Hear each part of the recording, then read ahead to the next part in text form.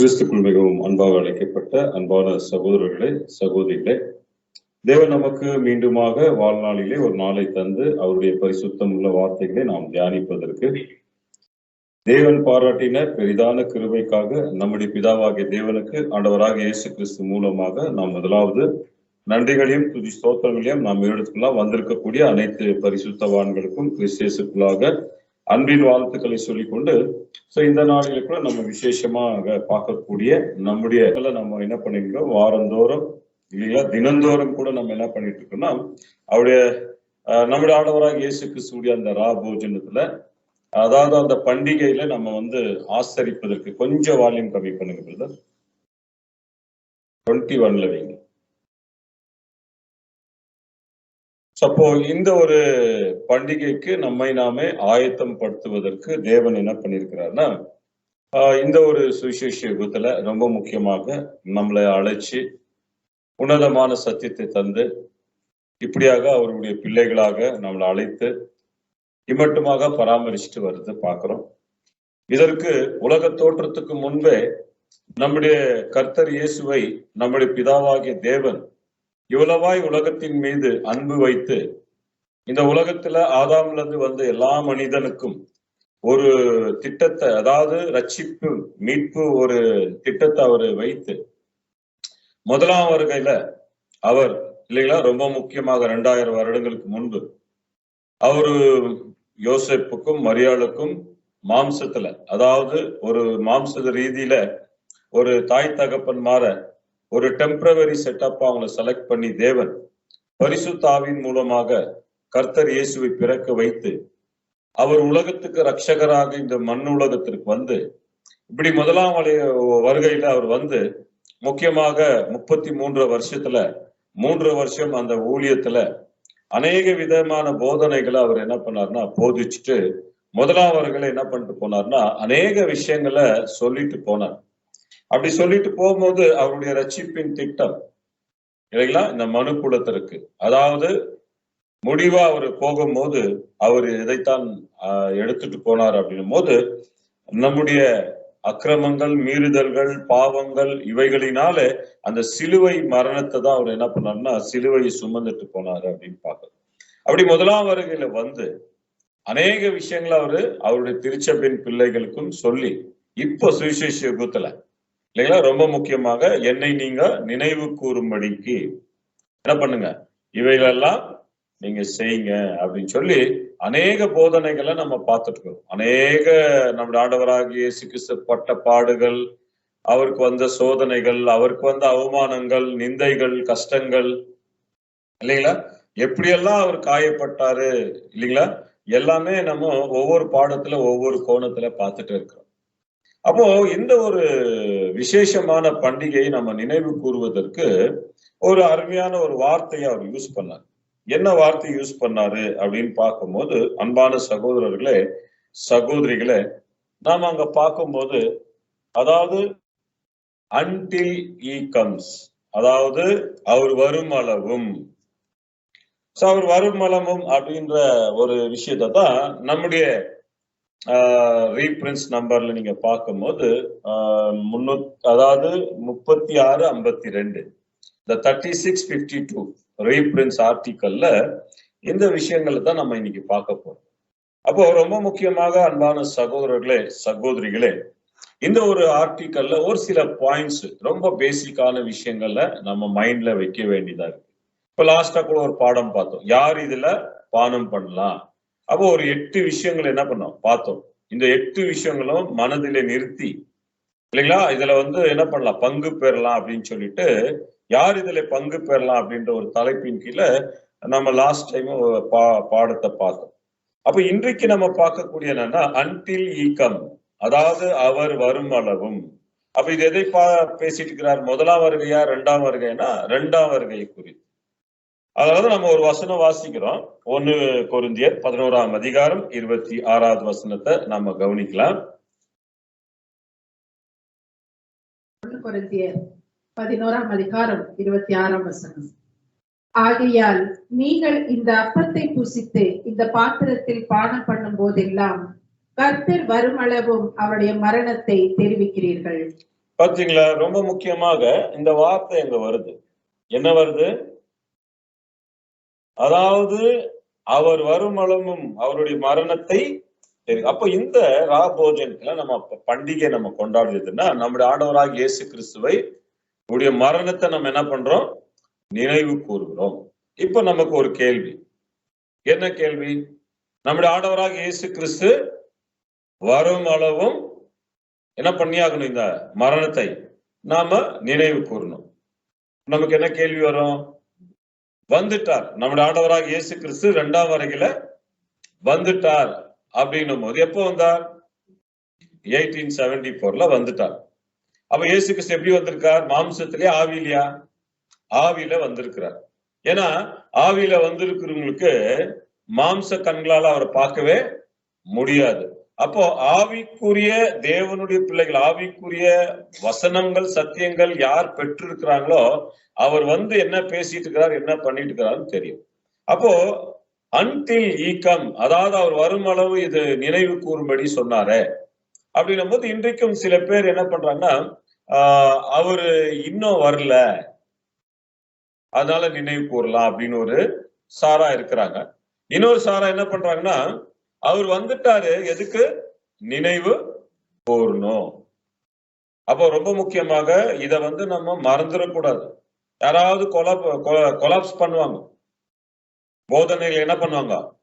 Collapse பண்ணுவாங்க. அதாவது நம்முடைய ஆண்டவராக இயேசு கிறிஸ்து மரண நாளை, அதாவது இந்த ஒரு ராபோஜனம், அதாவது இந்த ஒரு மெமோரியல்ல எப்ப வரைக்கும் பண்ணணும் அப்படின்னும் போது அவர் வரும் அளவும் அப்படின்னு சொன்ன மாதிரி வந்துட்டாரே அப்படின்றதுதான் கேள்வி. அப்ப நமக்கு நல்லா தெரியும் அன்பான சகோதர சகோதரிகளே, அதாவது இந்த பீரியட் ஆஃப் டைம் வந்து நமக்கு நல்லா தெரியும். நம்முடைய ஆண்டவராக இயேசு கிறிஸ்துவுடைய பிரசன்ஸ் பொரேஷியா அப்படின்னு நமக்கு நல்லா தெரியும் இல்லைங்களா?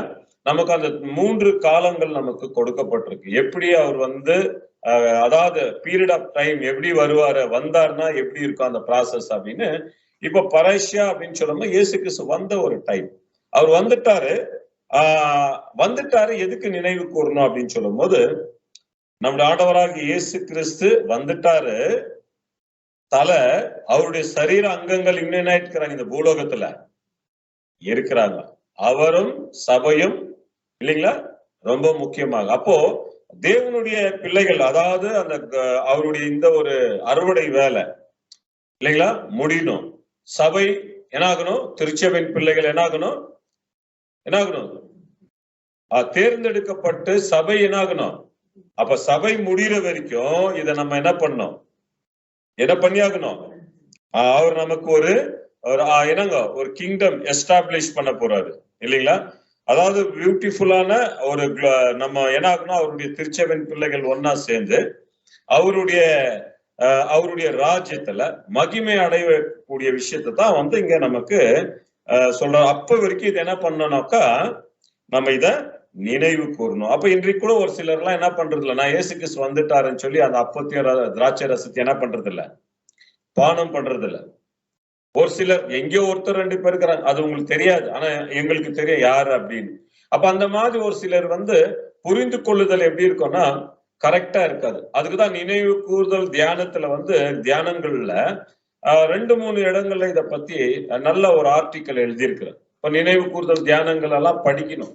இந்த மெமோரியல் மெடிடேஷன் புக்ஸ் அதுல நீங்க படிக்கணும். அது படிக்கும் போதுதான் இந்த டைம் எல்லாம் தான் நமக்கு அதிகமா அந்த புத்தகத்தை படிக்கும் போது எல்லா அதுல இருக்கக்கூடிய சத்தியங்களை நம்ம உள்வாங்கிறதுக்கு தேவன் என்ன பண்றாருன்னா இவைகளை விசேஷமாக அங்க செஞ்சுட்டு வராருங்க அன்பான சகோதர சகோதரி. அப்போ இதுல நமக்கு என்ன கண்டுபிடிக்கிறோம்னா, நம்முடைய ஆண்டவராக இயேசு கிறிஸ்து மரண நாள், அதாவது அவர் மரணத்தை நினைவு கூறக்கூடிய விஷயங்கள், அவர் வரும் படம் வந்து அவர் வந்துட்டார் 1874ல. அப்போ அது எப்ப வரைக்கும் அப்படின்னும் போது சபை முடிய இல்லைங்களா? சபை முடிகிற வரைக்கும் என்ன பண்ணியாகணும்? இத இப்படிதான் நமக்கு வேதத்துல நமக்கு அந்த ரீஃபரன்ஸ் 3652ல கூட நமக்கு ரொம்ப முக்கியமாக அங்க சொல்லப்பட்டிருக்குது பாக்குற அன்பான சகோதர சகோதரி. இப்ப நம்ம என்ன பண்ணலாம் அப்படின்னு பார்க்கும்போது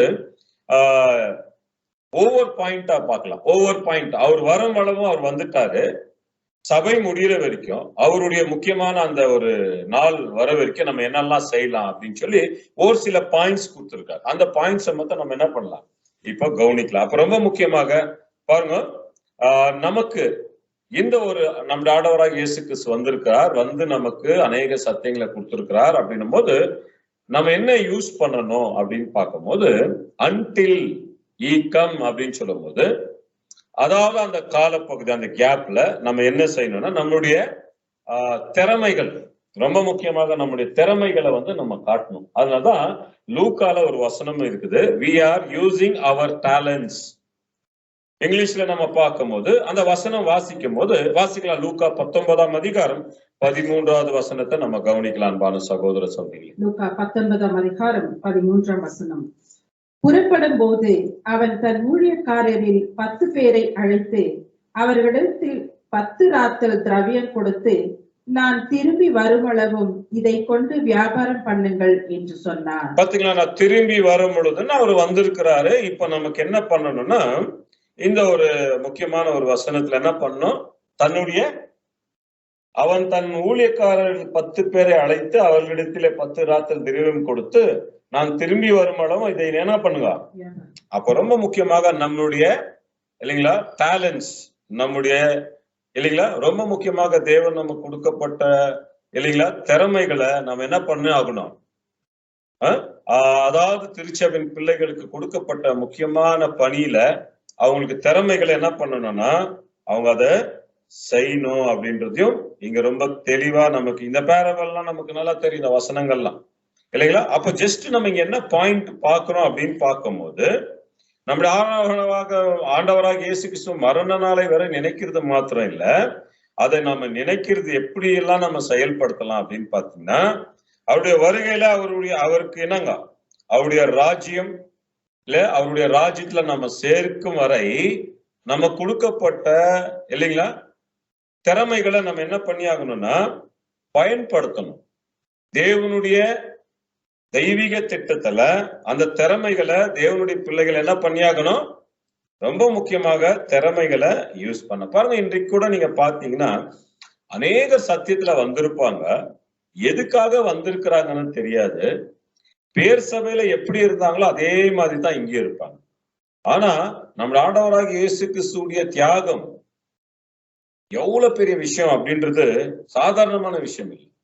யோசித்து பாருங்க, நாம ஒரு சாதாரணமான இப்ப மனுஷனா இருந்தா, சத்தியம் இல்லை அப்படின்னு நம்ம இருந்தா நம்மளுடைய மனநிலைமை கொஞ்சம் பார்த்து யோசித்து பாருங்க எப்படி இருக்கும். முதலாம் வரைகளை என்னெல்லாம் செஞ்சாரு, 2ஆம் வரைகளை நான் வரேன் அப்படின்னு சொன்னாரு. வரும்போது வரைக்கும் இதெல்லாம் நீங்க நினைவு கூறுங்க, இதை பாருங்க, இதை செய்யுங்க அப்படின்னு சொல்லும் போது, அந்த 2ஆம் வரைகளை அவர் வந்திருக்கக்கூடிய அந்த அறிவு தேவன் நமக்கு பரிசுத்தாவியை கொண்டு கொடுத்திருக்காரு. இப்படி எல்லாம் பரிசுத்தாவியை பெற்ற ஜனங்களுக்கு யோசித்து பாருங்க, பழைய நிலைமையை நம்ம யோசித்து பாருங்க இல்லைங்களா, நம்முடைய நிலைமையை யோசித்து பாருங்க. அந்த ஒரு தேவனுடைய அழைப்பு நம்ம கிட்ட இல்ல, நம்ம இப்படி ஒரு அழைப்பு, இப்படிப்பட்ட தெய்வீக திட்டம் தெரியல, திறமைகள் நமக்கு உலகத்தனமான திறமைகள் இருக்கு. அப்படி சத்தியத்துல இவ்வளவு விஷயங்கள் இருக்குன்னு நமக்கு தெரியாம புரியாம இருந்தா யோசித்து பாருங்க நம்மளுடைய. அப்போ நம்முடைய ஆண்டவராக இயேசு கிறிஸ்துடைய தியாகங்கள் எவ்வளவு பெரிய விஷயம். சும்மா பேர் சபைகள் மாதிரி இல்ல. பேர் சபைகள் அவருடைய மரணத்தை ஏதோ ஒரு வருடந்தோறும் ஏதோ ஒரு விஷயத்த என்ன பண்ணுவாங்க, பண்ணிட்டு போயிடுவாங்க. அது எப்படி பண்ணணும், என்ன செய்யணும்ன்ற திட்டம் தெரியாது. ஆனா தேவனுடைய பிள்ளைகளாகிய நாம, சத்தியத்திற்குள்ள வந்திருக்கக்கூடிய நாம, அவங்களுடைய திறமைகளை இல்லைங்களா, அதான் சொல்றாரு, we are using our talent அப்படின்னு அங்க பார்க்கும்போது பாருங்க, அதான் மேல அங்க பார்க்கணும், until he come. அப்ப ரொம்ப முக்கியமாக நமக்கு இருக்கக்கூடிய திறமைகளை தேவனுடைய பிள்ளைகளுக்கு ரொம்ப முக்கியம். நம்மளுடைய திறமைகளை என்ன பண்ணியாகணும், நமக்கு நம்முடைய ஆண்டவராக இயேசு கிறிஸ்துடைய முக்கியமான அந்த பணியில நமக்கு கொடுத்திருக்கக்கூடிய விஷயத்துல நம்ம என்னெல்லாம் செய்யலாம் அப்படின்றதையும் நமக்கு எல்லாமே லிஸ்ட் அவுட் தெரியும். அப்போ இதை அவர் வரும் அளவு அப்படின்னு அவர் வந்திருக்கிறார். அப்போ நம்ம கூட இருக்கிறாரு அப்படின்றதையும் நம்ம ரொம்ப கவனிக்க வேண்டியவர்களா இருக்கிறான்பான சகோதர சகோதரி. அப்ப இப்படி நம்முடைய தேவனுடைய வேலைகளை நம்ம செய்யும் பொழுது, நம்முடைய திறமைகளை நம்ம செய்யும் பொழுது நமக்கு என்ன தேவை, ரொம்ப முக்கியமா என்ன தேவை, என்ன தெரியுங்க, என்ன தேவை, தேவனுடைய வேலைகளை செய்யும் போது நமக்கு ஒரு விசுவாசம் தேவை இல்லைங்களா. விசுவாசத்திலே ரொம்ப முக்கியமாக இல்லைங்களா அந்த விசுவாசத்தை கொண்டு போராடணும். விசுவாசத்தை கொண்டு போராடணும். பாருங்க, இந்த காலத்துலதான் போராட்டமே நமக்கு அதிகமா இருக்கு. இந்த காலத்துலதான் போராட்டமே அதிகமா இருக்கு. அதுலதான் 2வது பாயிண்ட்ல நாம் பார்க்கும்போது, அன்பான சகோதர சகோதரர்களே, the fight the good fight, faith என்றது குட் ஃபெய்த் தான். ஃபைட் பண்ணணும். எதுக்காக ஃபைட் பண்ணணும்னா குட் ஃபெய்த்துக்கு. ஆமா, அன்பான சகோதர சகோதரிகள், ரொம்ப முக்கியமாக இதைதான் அங்க நமக்கு வலியுறுத்துறது நம்ம பார்க்கணும். அதனால அங்க பார்க்கும்போது we are fighting the good fight of faith until he come. அப்ப இயேசு கிறிஸ்து வந்திருக்கிறார். அப்போ நமக்கு ரொம்ப முக்கியமாக 2வது பாயிண்ட்ல நம்ம பார்க்கும்போது இல்லைங்களா, நல்ல ஒரு போராட்டத்தை, விசுவாசத்துல நல்ல போராட்டத்தை போராடி ஆகணும். ஆமா, அன்பான சகோதர சகோதரிகளே, அப்ப போராட்டம் நமக்கு தேவையா இல்லையானா கட்டாயமா விசுவாசத்துல நல்ல போராட்டத்தை பாருங்க. விசுவாசம் இருக்கலாம், ஆனா அதே நேரத்துல கெட்ட போராட்டம் இருக்கக்கூடாது. அங்க நல்ல போராட்டம். அப்போ நல்ல போராட்டம் என்ன? தேவனுடைய திட்டத்துல, தேவனுடைய சித்தத்துல கர்த்தர் இயேசு வழிபட்ட அவர் எப்படி இல்லைங்களா இந்த உலகத்துல போராடினாரு. நம்முடைய கர்த்தர் இயேசு எப்படி போராடினாருன்னா, அவருடைய போராட்ட வாழ்க்கையை நீங்க பாத்தீங்கன்னா நமக்கு தெரியும். அது படிக்கும் போது தான் தெரியும் இல்லைங்களா அவர் எப்படி போராடினாரு. ஜஸ்ட் நீங்க எங்க இருந்து ஸ்டார்ட் பண்ணலாம், யோர்தான்ல இருந்து கல்வாரி போற வரைக்கும் இல்லைங்களா, அவரு கல்வாரி ரீச் பண்ணணும்னாக்கா கட்டாயம் என்ன வேணும்? ஃபெய்த் வேணும். விசுவாசம் இல்லாம என்ன பண்ண முடியாது? போராடவே முடியாது.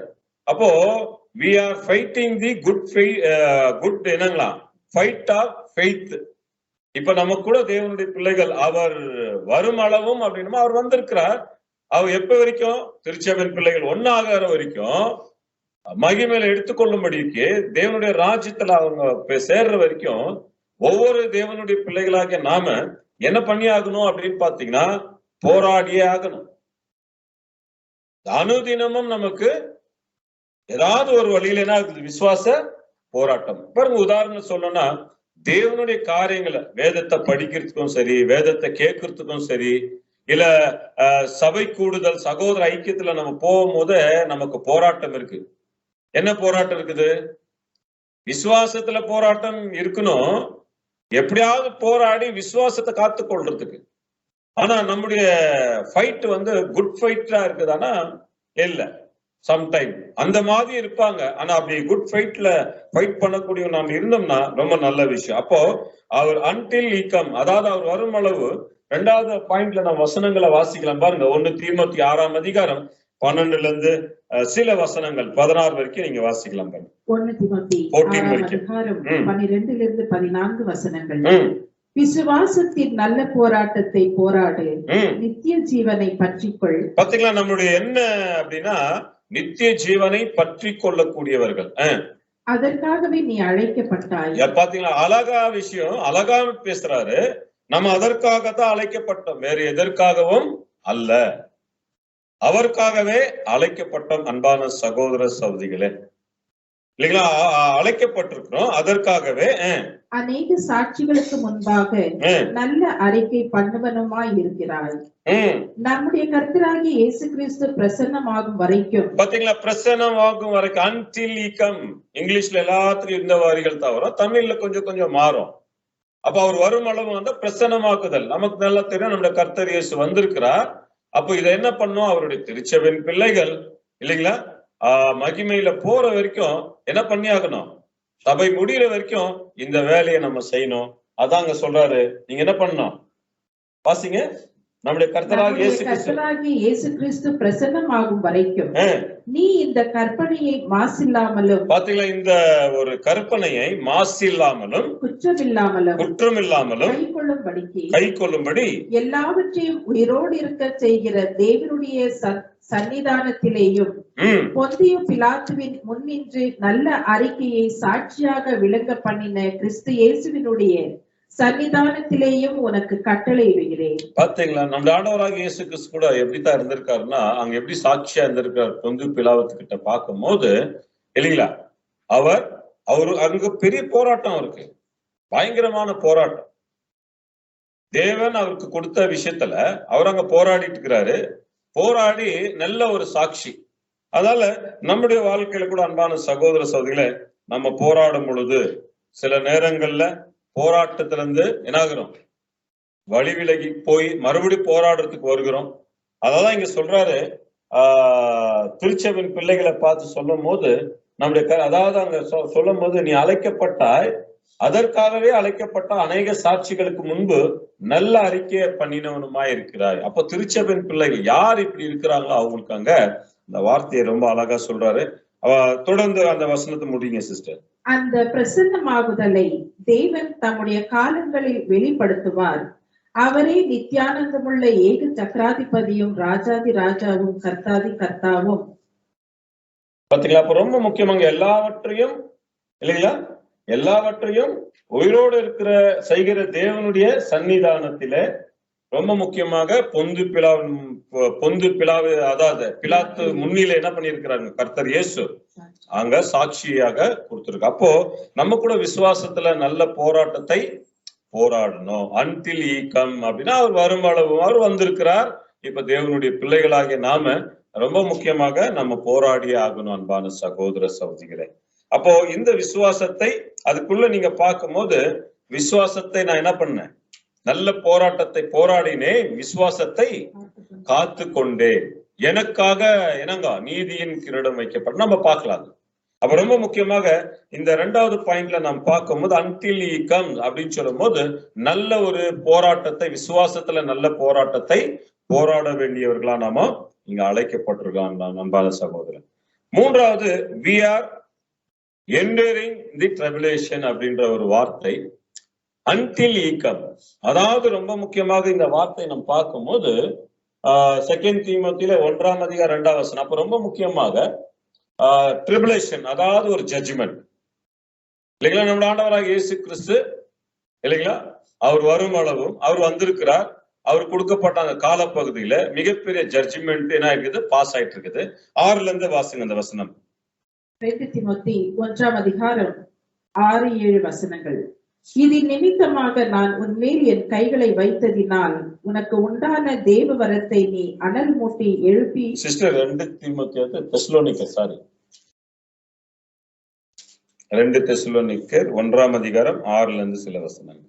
2 தெசலோனிக்கர் 1ஆம் அதிகாரம் 6-7 வசனங்கள்.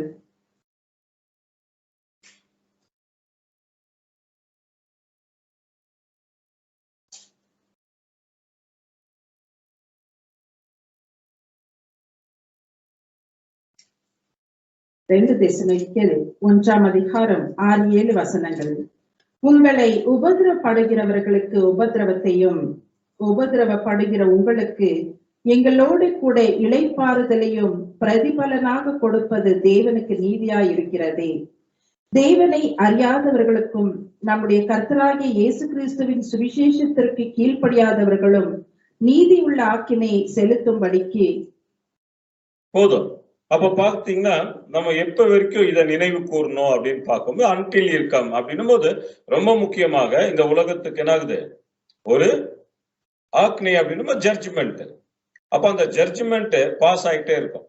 இன்றைக்கும் நம்ம பாத்தீங்கன்னா தேவனே கர்த்தர் இயேசு மூலமா ஒரு ஜட்ஜ்மெண்ட் கொடுத்துட்டு இருக்கிறாரு உலகத்துக்கு இல்லைங்களா. சபை முடிகிற வரைக்கும் உலகமெங்கிலும் நியாய தீர்ப்புகள் என்னாகும் இல்லைங்களா, ரொம்ப முக்கியமாக நடக்கும். அதுல முக்கியமாக இப்ப சபைக்குள்ள கூட என்ன ஆயிட்டு இருக்குது, தேவனுடைய வீட்டுல நடக்குது.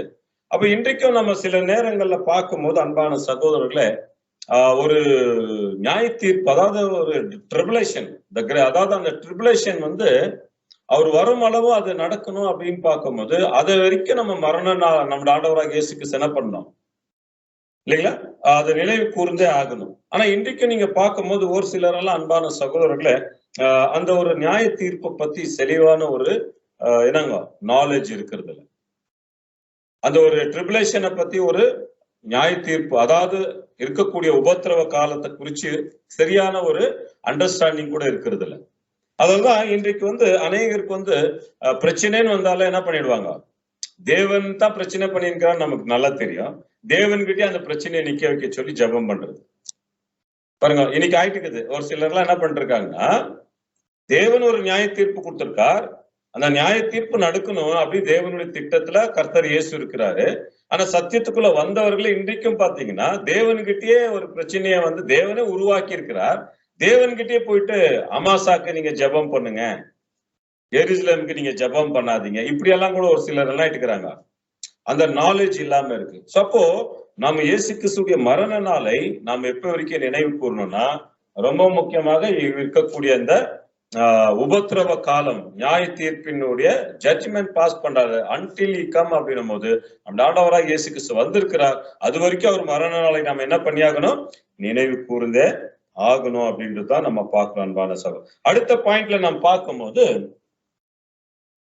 அதாவது நம்ம அவர் வரும் அளவும் நாம ரொம்ப பொறுமையா இருக்கணும்.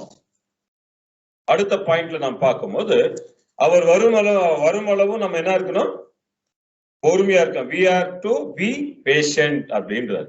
அப்ப ரொம்ப முக்கியமாக நம்ம என்ன ஆகணும்னா, நீங்கள் நீடிய பொறுமையாய் அதாவது நீங்களும் நீடிய பொறுமையோடு இருந்து உங்கள் இருதயங்களை ஸ்திரப்படுத்துங்கள் இல்லைங்க. கர்த்தரின் வருகை சமீபமா இருக்கு. அப்ப அந்த வார்த்தை நமக்கு நல்லா, கர்த்தருடைய சமீபமா இருக்கு அப்படின்னா அவர் வரும் அளவு அப்படின்னா அவர் வந்திருக்கிறாரு.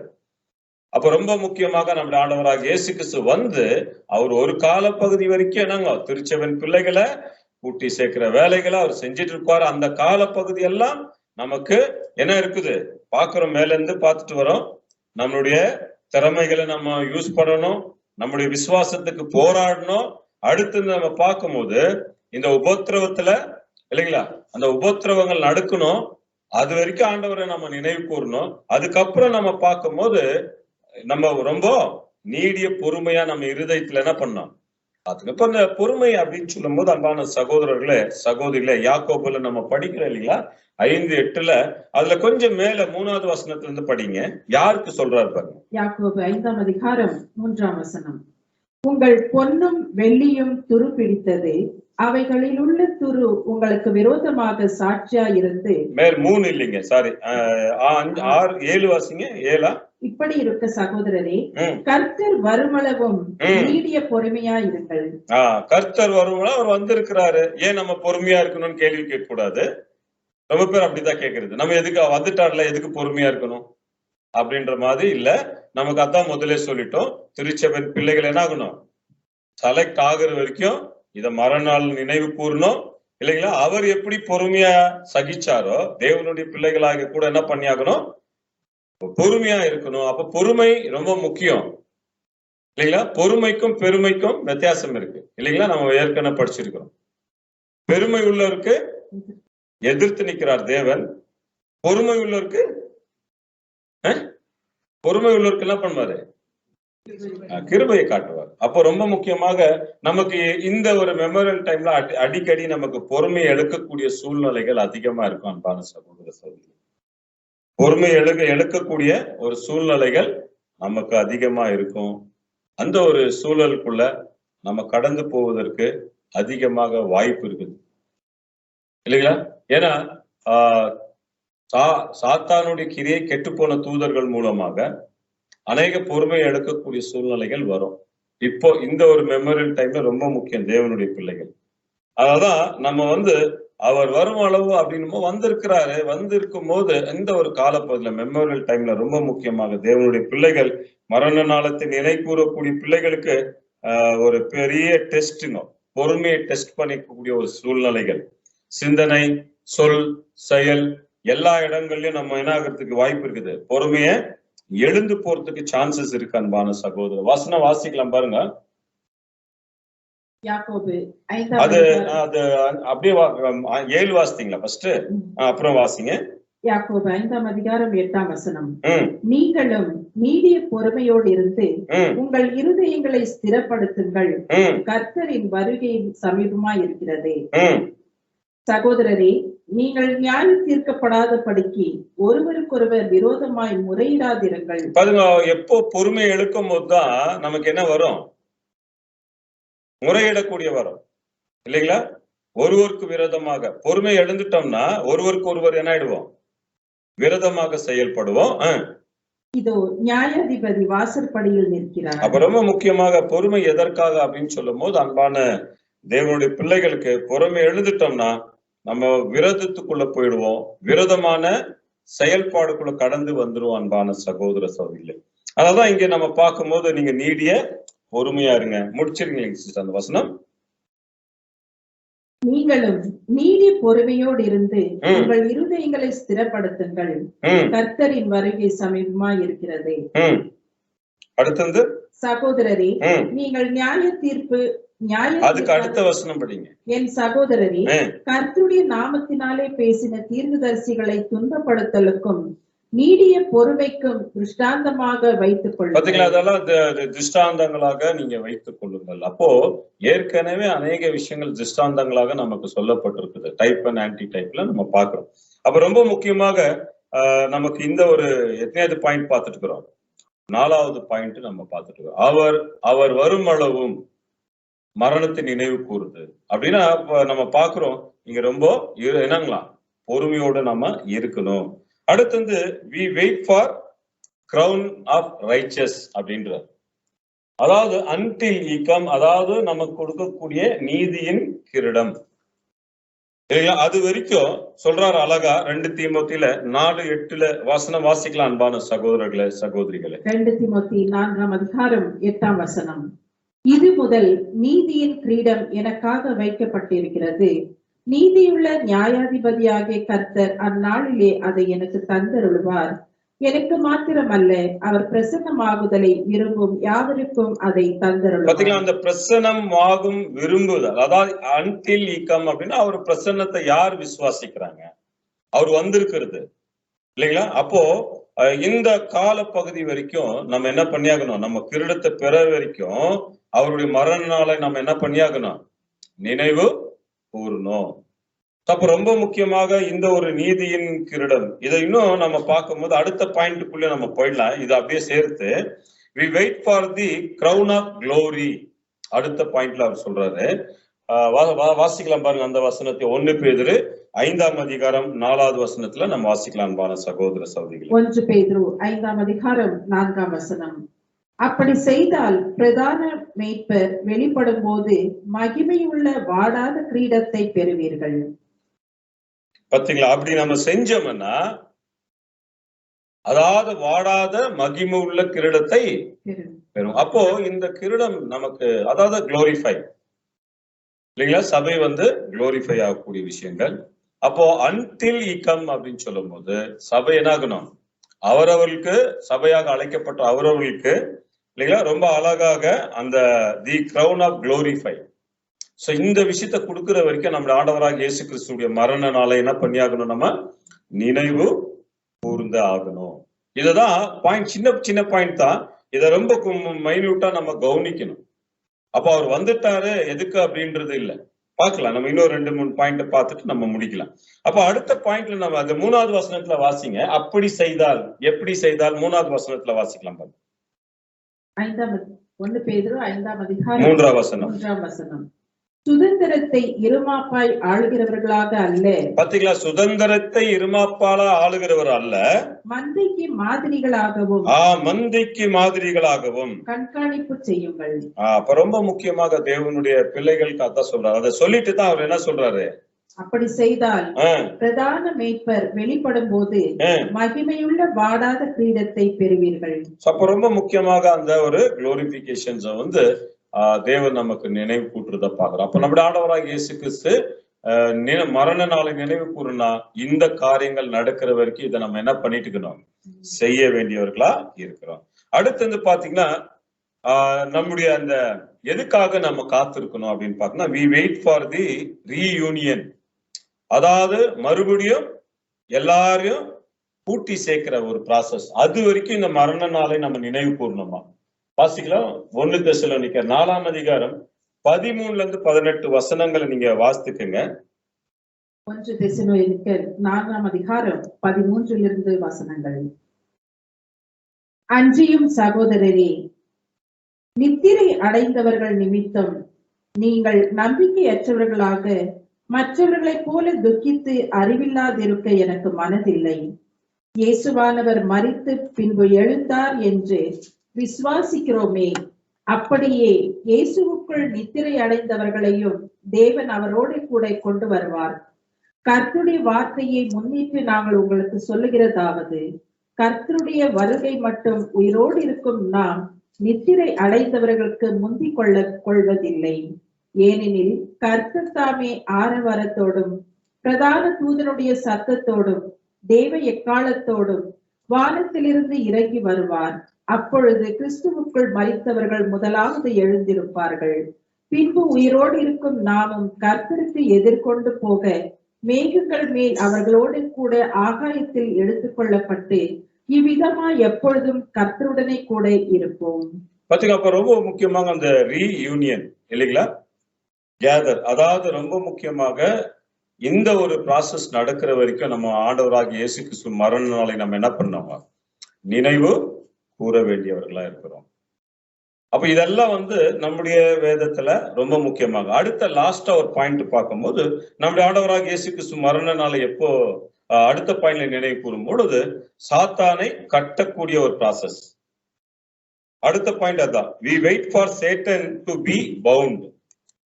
அடுத்த விஷயம் அதுதான். அதாவது நம்ம until he come அப்படின்னு சொல்லும் போது அவர் வரும் அளவு நம்முடைய ஆண்டவராக இயேசு கிறிஸ்து மரண நாள் நினைவு இயேசு கிறிஸ்து வந்திருக்கிறாரு. கடைசியா நம்ம பார்க்கக்கூடிய ஒரு பாயிண்ட்ல என்ன, சாத்தானை என்னங்க கற்ற வரைக்கும். வாசிக்கலாம் பாருங்க, ரெவலேஷன் 20 verses 3. வெளிப்படுத்தின விசேஷம் 20ஆம் அதிகாரம் 3ஆம் வசனம். அதற்கு பின்பு அது கொஞ்ச காலம் விடுதலையாக வேண்டும். அப்புறமா நமக்கு நல்லா தெரியும், சாத்தானை குறித்துதான விஷயங்கள் நமக்கு நல்லா தெரியும்.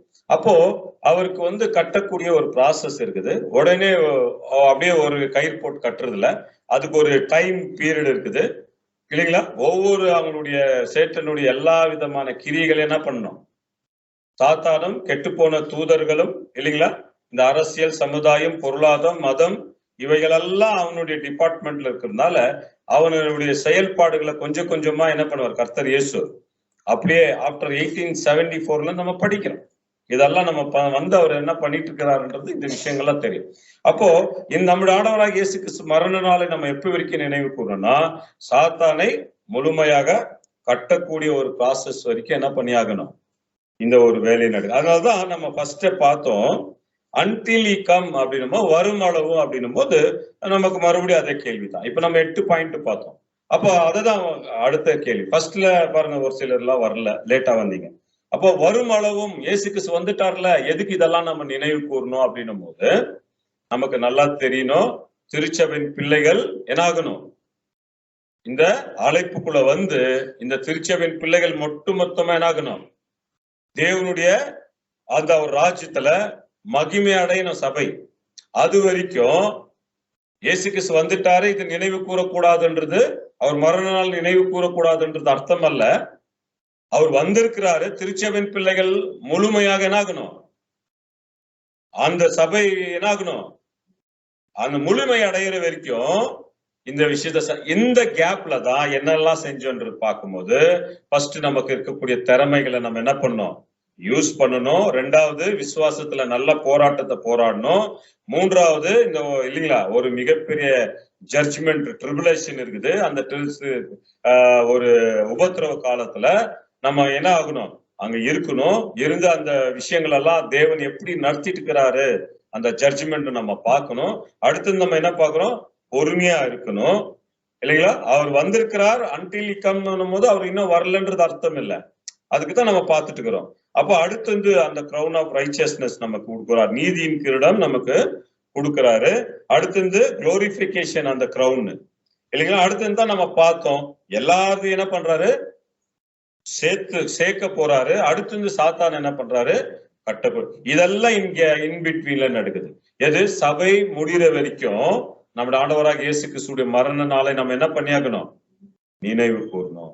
அப்ப இயேசு கிறிஸ்து வந்துட்டாரு, இதெல்லாம் நினைவு கூறக்கூடாதுன்னு ஓர் சிலர், அங்கே எங்கேயோ ஒருத்தர் 2 பேர் தெளிவான அந்த ஒரு உபதேசம் இல்லாதவர்கள் என்ன பண்ணிடுறாங்கன்னா, இந்த ரொட்டியும் திராட்சை ரசத்தை கூட என்ன பண்றது இல்ல, சாப்பிடுறது இல்ல. எங்கேயோ ஒருத்தர் 2 பேர்.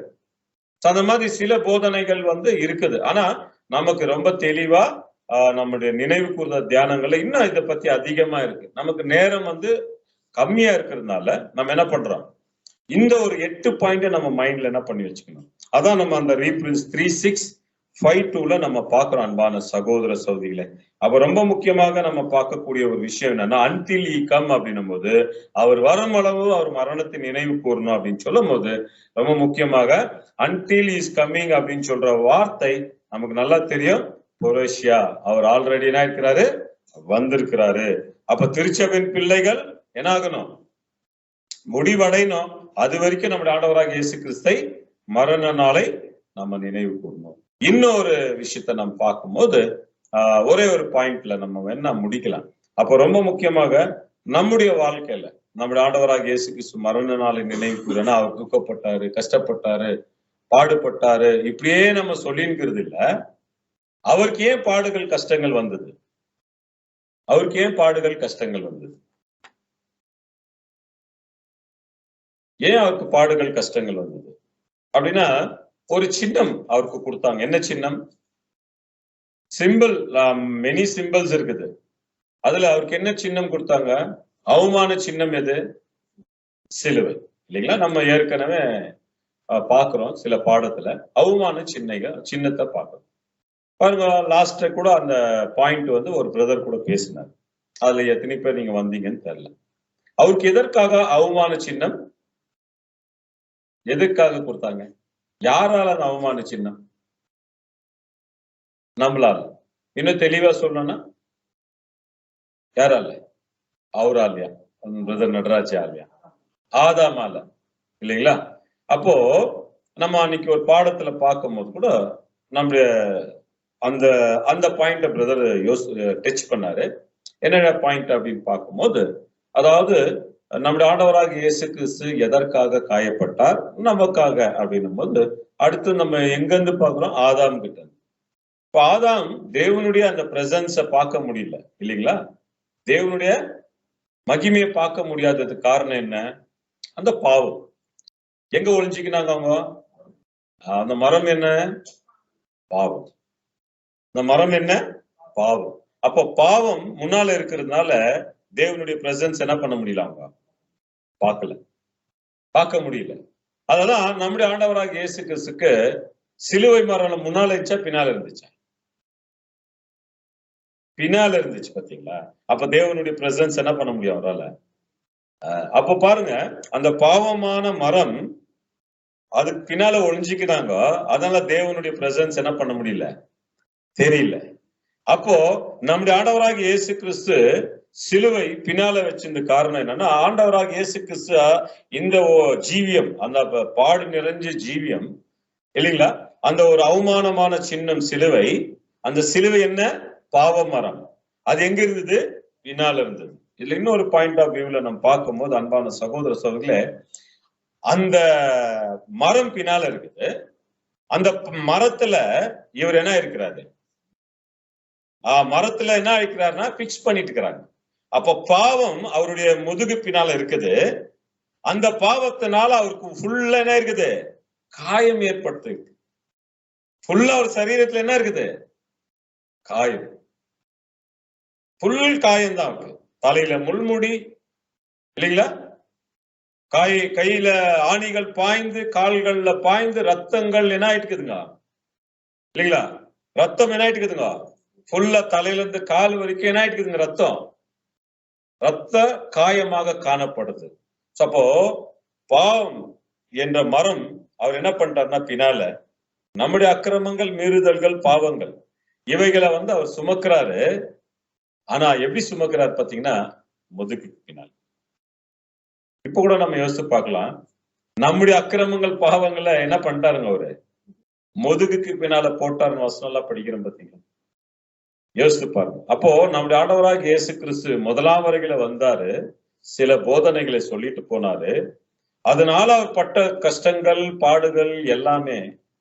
அப்போ அவருக்கு விசேஷமான திருச்சபையின் பிள்ளைகளுக்கு மாத்திரம் நான் வரும் அளவும், அதாவது 2ஆம் வருகையில வரும் அளவும் என்னுடைய மரணத்தை என்ன பண்ணுங்க, நீங்க நினைவு கூறுங்க அப்படின்னும் போது நமக்கு கூட அவருக்கு எதற்காக பாடு வந்துச்சுன்னா அவர் பரிசுத்தமா இருந்தாரு. நீதியா இருந்தாரு, அன்பு உள்ளவரா இருந்தாரு, மன்னிக்க கூடியவரா இருந்தாரு, தாழ்மை உள்ளவரா இருந்தாரு, இரக்கம் உள்ளவரா இருந்தாரு, இல்லைங்களா? மற்றவர்களுக்கு நன்மை செய்யக்கூடியவர்களா இருந்தாரு. இப்படி எல்லாம் நல்ல விஷயங்களை செய்யறதுனால என்னாச்சுங்க? பாவமும் அறியாதவர் நமக்காக பாவமாக்கப்பட்டு பல காயங்கள், கஷ்டங்கள், அவமானங்கள். முதலாம் வரிகளை இதெல்லாம் பண்ணிட்டு 2ஆம் வரிகள் இப்ப நம்ம கிட்ட என்ன சொல்றாருன்னா, நீங்க என்னுடைய மரணத்தை நிர்ணயம் கூறுங்க அப்படின்னு சொல்லும்போது, வெறும் எனக்காக செத்தாரு இல்ல. அவருக்குள்ள இருந்த உண்மைத்தன்மையை தான் இப்ப என்ன பண்ணிட்டு இருக்கிறாங்க அவருடைய திருச்செவின் பிள்ளைகளுக்கு. சின்ன சின்ன விஷயத்த அப்போ இந்த ஒரு மெமோரியல்ல கூட நம்ம பங்கு பெறுறோம் அப்படின்னு பார்க்கும்போது, இங்க நம்ம ஒரு 8 பாயிண்ட் பார்த்தோம். இப்ப இன்னும் அதுக்கு மேல கொஞ்சம் நம்ம பார்க்கும்போது, நம்ம இந்த இயேசு கிறிஸ்து என்ன இருந்துச்சுங்களா? அன்பு, இரக்கம், நீதி, இல்லைங்களா? பரிசுத்தம், இல்லைங்களா? வேற என்னங்க? என்னென்ன சொன்ன முதல்ல? அப்படியே இருக்கிறீங்க. என்னங்க? அன்பு, நீதி, நேர்மை, பரிசுத்தம், அப்புறம் இரக்கம், இப்படி சொல்லிட்டே போலாம் நம்ம ஆண்டவராக இயேசு கிறிஸ்து. இதெல்லாம் அவர் காட்டினார். இதெல்லாம் காட்டுறதுனாலே அவருக்கு என்ன ஆயிடுச்சு? பல பிரச்சனை வந்துச்சு. நல்லது செஞ்சா என்ன வரும்? தீமை வருமா? நல்லது செய்யும் போது நமக்கு என்ன வரும்? பாடு வரும். இயேசு கிறிஸ்து என்ன பண்ண வந்தாருங்க? நல்லது பண்ண வந்தார். இந்த உலகத்தின் மீது தேவன் எப்படி அன்பு வச்சாரோ அந்த அன்பை நிறைவேற்ற வந்தாரு. இன்று வரைக்கும் அவரை பத்தி முழுமையா தெரியாதவங்க தான் அதிக ஜனங்க. இந்த சுவிசேஷ யுகத்துல அவருடைய பிள்ளைகளாக, பிதாவாகிய தேவனுடைய பிள்ளைகளாக, உடன் சகோதர சகோதரிகளாக அழைக்கப்பட்ட திருச்செவின் பிள்ளைகளுக்கு மாத்திரம் தான் இந்த அறிவை கொடுத்திருக்காரு. அப்போ நமக்கு கூட சில நேரங்கள்ல சத்தியத்தின் மூலமாக சின்ன சின்ன இயேசு கிறிஸ்துக்கு வந்த மாதிரி பாடுகளோ, கஷ்டங்களோ, அவமானங்களோ, நிந்தைகளோ அல்ல, இல்லைங்களா? நம்முடைய பாவத்தின் நிமித்தமா வரக்கூடிய நிந்தைகள் இருக்குது. சத்திய நிமித்தமா வரக்கூடிய நிந்தைகள் இருக்குது. அதான் ரொம்ப முக்கியம். பாவத்தின் நிமித்தமா வரக்கூடிய நிந்தைகள் அது கணக்குல வராது. சத்திய நிமித்தமாக, என் நிமித்தமாக, இல்லைங்களா? ஒரு வசனம் வாசிக்கல பாருங்க. மத்தேயு 5ஆம் அதிகாரம் 11வது வசனம். மத்தேயு 5ஆம் அதிகாரம் 11ஆம் வசனம். என் நிமித்தம் உங்களை நிந்தித்து துன்பப்படுத்தி. பாத்தீங்களா? திருச்செவின் பிள்ளைகளுக்கு அதான் சொன்னார். என் நிமித்தமாக நிந்தித்து பலவித தீமையான மொழிகளையும் உங்கள் பேரில் பொய்யாய் சொல்வார்களானால் பாக்கியவான்களாய். அப்போ தேவனுடைய பிள்ளைகளாகிய நமக்கு, இல்லைங்களா, சத்திய நிமித்தமா நமக்கு வரக்கூடிய சில விஷயங்கள், நம்ம தப்பே செய்யாத போது நமக்கு சில அவமானங்கள் வரும்போது அது நமக்கு பாக்கியம். அதுக்கு தேவனுடைய பிள்ளைகள் என்ன பண்ண வேண்டியது இல்லை, வருத்தப்பட வேண்டியத இல்ல. மனிதர்களை நம்ம என்ன பண்ண முடியாது, அவங்கள சாட்டிஸ்பேக்ஷன் பண்ணவே முடியாது. அவங்க அநீதியில இருப்பாங்க.